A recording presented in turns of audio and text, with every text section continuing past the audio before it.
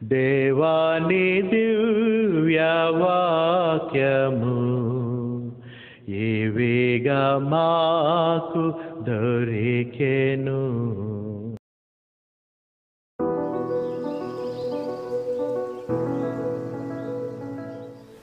పునరుద్ధానం గురించి శిష్యులు ఏం చెప్పినా పౌలు అయితే దీన్ని శక్తిగా మార్చాడు. పునరుద్ధానం గురించి శిష్యులు ఏం చెప్పారంటే, ఆయన ఈ లోకానికి వచ్చాడు, ఈ లోకంలో జీవించాడు, బోధించాడు, స్వస్థపరిచాడు, శిలువ మీద మరణించాడు, సమాధి చేయబడ్డాడు, సమాధిని జయించి లేచాడు. ఇది సువార్త అని శిష్యులు బోధించారు. పౌలు దీన్ని కొంచెం ముందుకు తీసుకుని వెళ్ళి ఈ పునరుద్ధానం గురించి ఏ విషయాలు తెలియజేశాడో ఈ దినాన్ని మనం చూడడానికి మనం ప్రయత్నం చేద్దాం. ఈ జీవితకాలం మట్టుకే మనము క్రీస్తునందు నిరీక్షించిన వారమనేలా మనుషులందరికంటే దౌర్భాగ్యులమై యుందుము. ఇప్పుడైతే నిద్రించిన వారిలో ప్రథమ ఫలముగా క్రీస్తు మృతుల్లో నుండి లేపబడి ఉన్నాడు. మనుషుని ద్వారా మరణము వచ్చెను గనుక మనుషుని ద్వారానే మృతులు. ఆదాము ద్వారా మరణం వచ్చింది లోకానికి.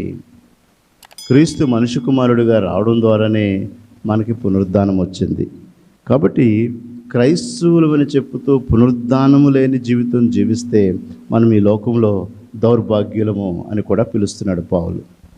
కాబట్టి క్రీస్తు పునరుద్ధానం గురించి జ్ఞాపిక లేకుండా, క్రీస్తు పునరుద్ధానం గురించి మనం ఆలోచన లేకుండా, క్రీస్తు పునరుద్ధానం గురించి దానిలో ఉన్నటువంటి శక్తిని మనం ప్రతిరోజు జ్ఞాపకం చేసుకోకపోతే మనము కూడా మృతమైన మనము క్రీస్తుతో కూడా లేపబడిన వారము కాదు, మనము దౌర్భాగ్యులము అంటాడు.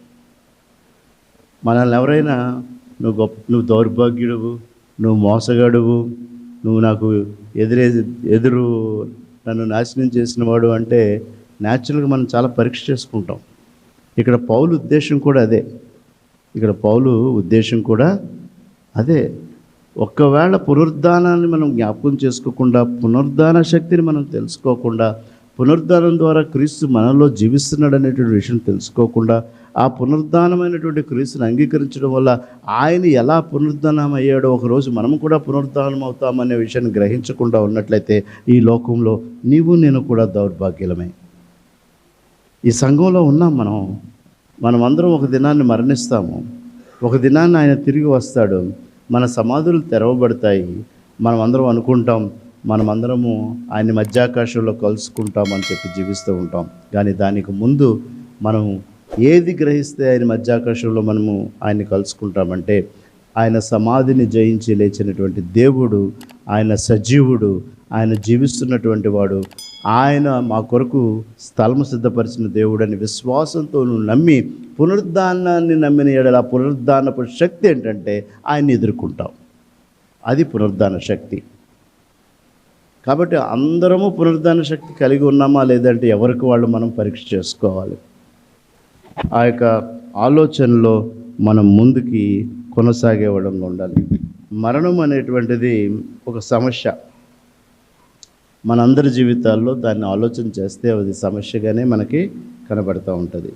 కానీ ఆ మరణం అనేటువంటి ఆ సమస్యని మనము లోతుగా ఆలోచిస్తే దానికి తిరిగి జీవింప చేయగలిగేటువంటిది పునరుద్ధాన శక్తి కలిగినటువంటి ఆ క్రీస్తు మన కొరకు సమాధిని జయించి లేచాడు. కాబట్టి ఆ పునరుద్ధాన శక్తియే మన అందరికీ కూడా అనుగ్రహించబడుతుంది. ఆయన యందు విశ్వసించి రక్షణ భాగ్యాన్ని మనం పొంది ఆ బాప్తిసం ద్వారా క్రీస్తుని సేవిస్తూ ఆ యొక్క పునరుద్ధానము అనేటువంటిది ఆయన శిలువ మరణంలో, ఆయన రొట్టెలోను ద్రాక్ష రసములోను మనం పాలు పంచుకుంటూ జ్ఞాపకము చేసుకొనుట. ఇందాక డివి రావు గారు ఏమన్నారంటే జ్ఞాపకము చేసుకొనుట.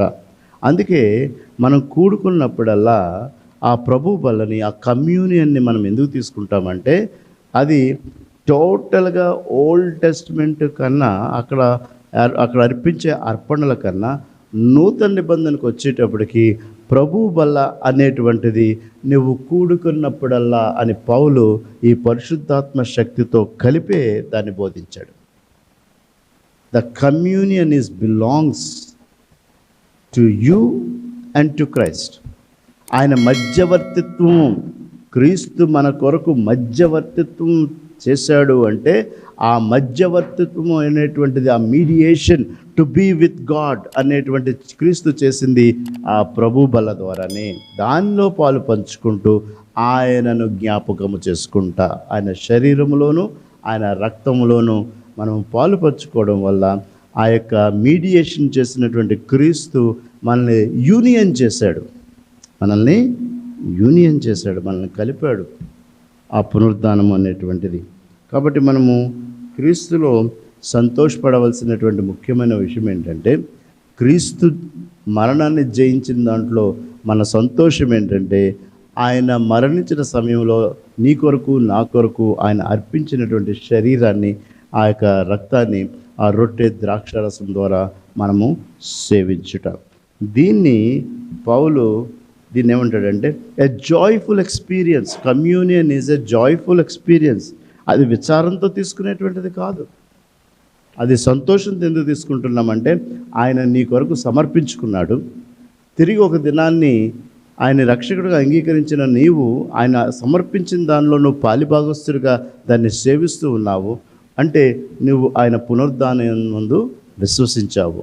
అందుకే every time you come together అంటాడు. వన్ యూ కమ్ టుగెదర్, మనం ఎప్పుడైతే ఒకరిద్దరముగా ఆయన్ని ఆరాధించడానికి కూడుకుంటామో అది ఆ విధంగా మనం ఆయన్ని సేవిస్తున్నాము అనేటువంటి విషయం మనం గమనించాలి. ఇది చాలా వరకు మరణం అంటే జీవితంలోకి ఓడిపోయాము అనేటువంటి ఆలోచన. మరణం అంటే నా జీవితం అయిపోయింది, మరణానికి దగ్గరికి వచ్చామంటే ఇంక ఈ జీవితంలో నేను ఓడిపోయాను, నేను సమస్తము కోల్పోయాను, నా బలాన్ని కోల్పోయాను, నేను ఆలోచించి నేను చేయలేకపోవడం నేను కోల్పోయానటువంటిది కాదు. మరణం అనేటువంటిది క్రీస్తులో మనం పోల్చుకున్నట్లయితే అది విజయమే. అందుకే మరణమా నువ్వు లెక్కడా అని అడుగుతాడు పౌలు. కాబట్టి ఇవి మనం తెలుసుకున్నటువంటి మన తనువుని, మన జీవితాన్ని ముగించాము అనేటువంటిది ఆలోచన చేస్తే ఆయన ఏ విధంగా ముగించాడో ఆ విధంగానే సమాధిని జయించి లేచాడు. ఆ సమాధిని లేచినటువంటిది లేక తన మరణంలో క్రీస్తు ఓడిపోయాడు అనేటువంటిది సాతానుడు ఆలోచన చేసినప్పటికీ దేవునిలో అది విజయముగానే పరిగణించబడింది అనేటువంటి విషయాన్ని మనం గమనించుకోవాలి. దాన్ని మీ సమయం ఉన్నప్పుడు మనం రోమపత్రిక చదివినప్పుడు చదివాము. 1వ అధ్యాయము 3వ వచనం. ఇప్పుడు చదవద్దు, అది మీరు తర్వాత ఒకసారి ఆలోచన చేయండి. దానిలో ఆయన తిరిగి లేచాడు, తిరిగి వస్తాడు అనే విషయాన్ని అక్కడ చాలా వివరంగా తెలియచేశాడు పౌలు. సో తిరిగి లేచాడు అనేటువంటిది ఎంత విలువైందో ఆయన తిరిగి వస్తాడు అనేటువంటిది కూడా అంతే విలువైంది. ఆయన శిలువ మరణం తర్వాత, సమాధి జయించిన తర్వాత నీవు నేను చెప్పగలిగినటువంటి గొప్ప సత్యం ఏంటంటే ఆయన సజీవమైనటువంటి దేవుడు. He is eternal God. అది మనకిచ్చాడు దేవుడు. యేసుక్రీస్తు అనగానే నిత్యము జీవిస్తున్నటువంటి జీవం కలిగినటువంటి దేవుడు. అదే పౌలు కూడా రోమపత్రికలో చాలా సందర్భాల్లో నీతి అనేటువంటిది మాట్లాడినప్పుడల్లా పౌలు మనకు ఆల్రెడీ ఒక ఆన్సర్ చెప్పాడు. ఆయన జీవం కలిగిన దేవుడు అనేటువంటిది, సజీవుడు అనేటువంటిది మనం ఏ విధంగా మాట్లాడగలుగుతామో రోమ 4వ అధ్యాయము 25-26 వచనాల్లో చూస్తే ఇప్పుడు చూడొద్దు, కానీ దాంట్లో ఏం తెలియజేశాడంటే నిన్ను నన్ను నీతిమంతుడిగా తీర్పు తీర్చడానికి ఆయన సమాధిని జయించి లేచాడు. నిన్ను నన్ను ఈ లోకములో నీతిమంతునిగా తీర్పు తీర్చడానికి ఆయన సమాధిని జయించి లేచాడు. సో పరిశుద్ధాత్మ శక్తి, ఈ పునరుద్ధాన శక్తి అంటే ఏంటంటే యు అండ్ ఐ మనమందరము కూడా నీతిమంతులుగా తీర్పు తీర్చబడ్డాం. ఇది పౌలు మనకు చెప్పింది పరిశుద్ధాత్మ శక్తి. సో ఈ లోకంలో మనల్ని ఆయన నీతిమంతులుగా తీర్చిన తర్వాత ఈ లోకంలో ఆయన మనల్ని నిత్యలోకానికి సిద్ధపరిచి నిన్ను నన్ను నీతిమంతులుగా తీర్చడానికి మన పాపాలని ఆయన మీద వేసుకుని ఆ శిలువ మరణం పొందిన తర్వాత నీకు నీతి లేదు, నీవు నీతిమంతుడు కాదు అనేటువంటిది లోకం పలికిన నువ్వు లోపల పలుకోవాల్సిన మాట ఏంటో తెలుసా? నిన్నెవరైనా నిందించినా, నిన్నెవరైనా నిందిస్తున్నా, నువ్వు ఇలాంటి వాడువు, నువ్వు నీతిమంతుడువు కాదు అంటే నీ పునరుద్ధాన శక్తిని జ్ఞాపకం చేసుకుని, నీ క్రీస్తు పునరుద్ధాన శక్తిని నువ్వు జ్ఞాపకం చేసుకుని, దేవా నేను నీతిమంతుడినే, ఎందుకంటే నా కొరకు నువ్వు శిలువ మీద మరణించి సమాధిని జయించి లేచావు, నన్ను నీతిమంతునిగా తీర్చిదిద్దావు. దానికి ప్రతిఫలంగా దేవుడు మనల్ని ధైర్యపరుస్తాడు, బలపరుస్తాడు. మనల్ని లోకంలో నేను నీతిమంతుడిని అని దేవుడే తీర్చిన తర్వాత ఈ లోకం తీర్పు మనం ఏ విధంగానూ దాని గురించి ఆలోచన చేయవలసినటువంటి పని లేదు.